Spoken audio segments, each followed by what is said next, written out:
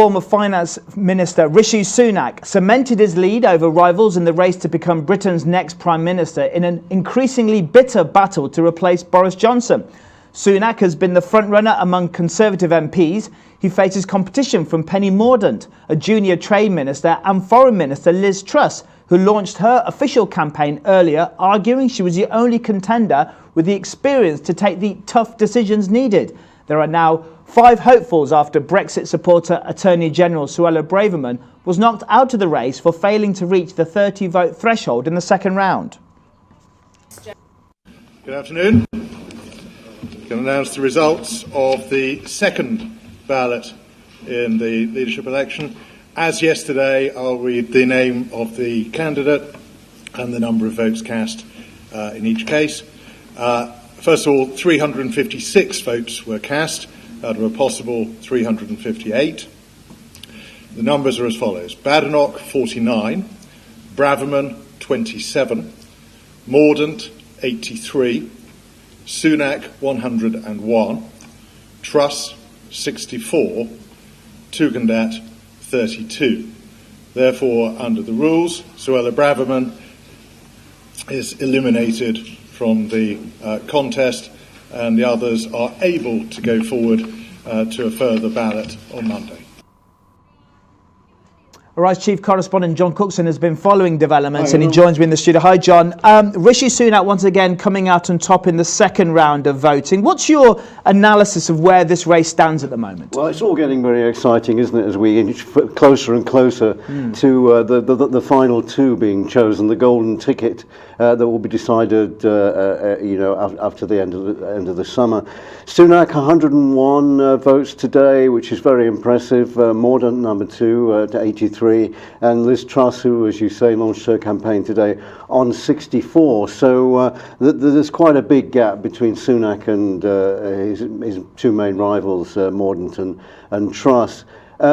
It's going to be an interesting weekend, I think, because some of the black arts and the dissing that can go on in briefings to journalists, I'm sure, will be stepped up now against Sunak over the weekend by his teams of his opponents, and it'll be interesting to see what they dig up. There may be something more about his tax affairs. Who knows?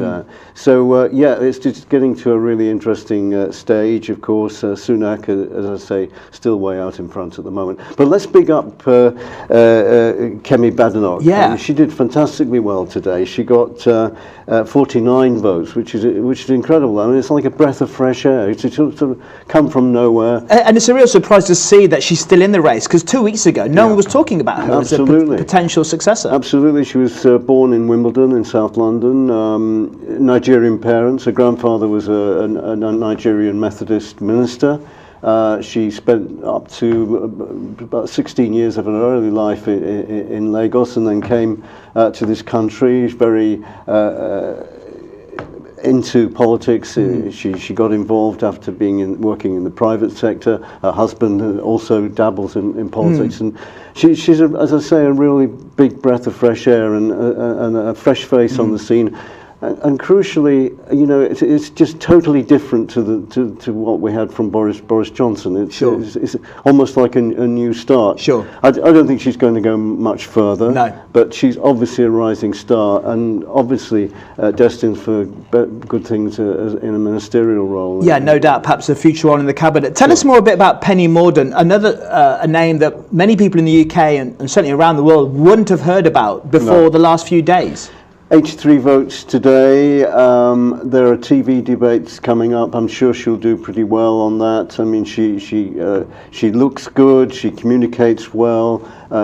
Every press conference that she gives, she seems to come out of it pretty good. But there are some elephant traps that she got caught in earlier this year. She got mixed up in the trans debate, saying that a trans man was a man and a trans woman was a woman. She's going to steer clear of that, I imagine, in the future. Lord Frost, though, the former Brexit minister, very scathing about Mordaunt, and this is part of the black arts that's going on, saying that he didn't think that she was up to the job, and was surprised that she got so far.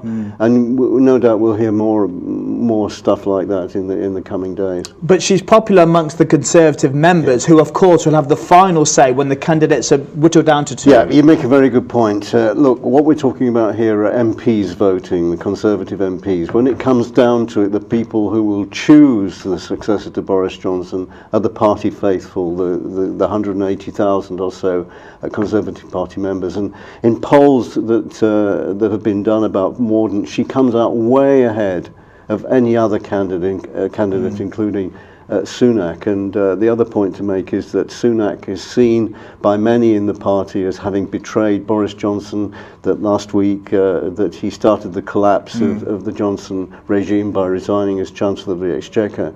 So it may well be that the Conservative Party members have their revenge on Sunak and push Mordaunt through.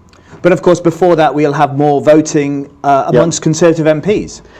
More voting starts again on Monday, and then again next week until they get down to the final two by the 21st. As I say, there are TV debates coming up.